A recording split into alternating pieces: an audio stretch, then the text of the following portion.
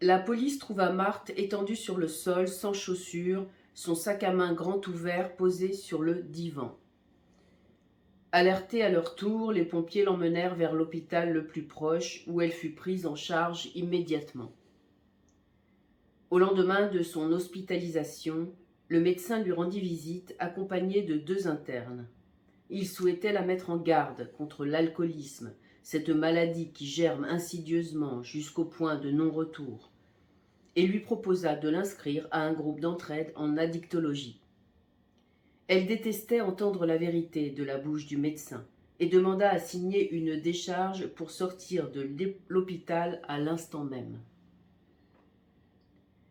Elle fut plus tard convoquée au commissariat pour effectuer sa déposition, mais elle n'avait aucun souvenir de cette soirée hors du temps. Le policier l'exhorta à porter plainte contre X. Elle déclina sa proposition pour la même raison. Alors, il la pria de rester à la disposition de la police dans le cadre de l'enquête et la fit raccompagner vers la sortie. Cette première crise conjugale tomba comme un couperet pour Philippe. Il n'entendait cependant pas laisser s'effondrer l'édifice familial pour un épisode qu'il considérait comme une nuit d'égarement. Aussi décida-t-il de confier la garde de Charlotte à ses parents.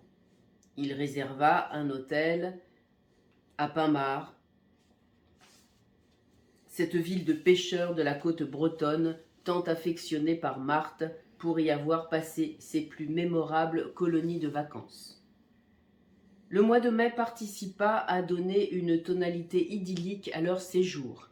Le ciel bleu, les rencontres avec les pêcheurs, la dégustation de fruits de mer sur un coin de terrasse à toute heure de la journée.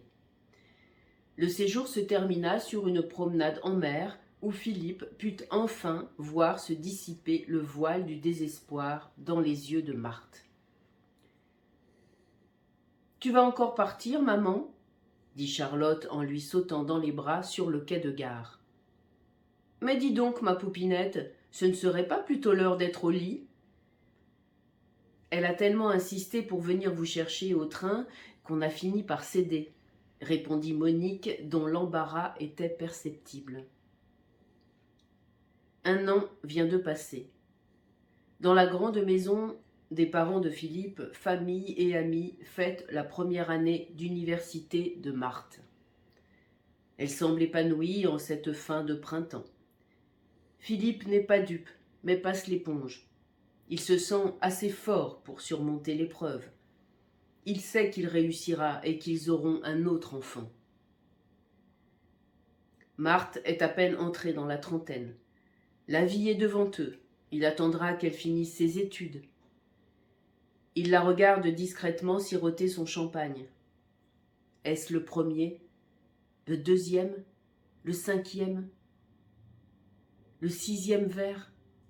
Devra-t-il une fois de plus la récupérer ivre morte affalée sur un lit choisi dans l'urgence?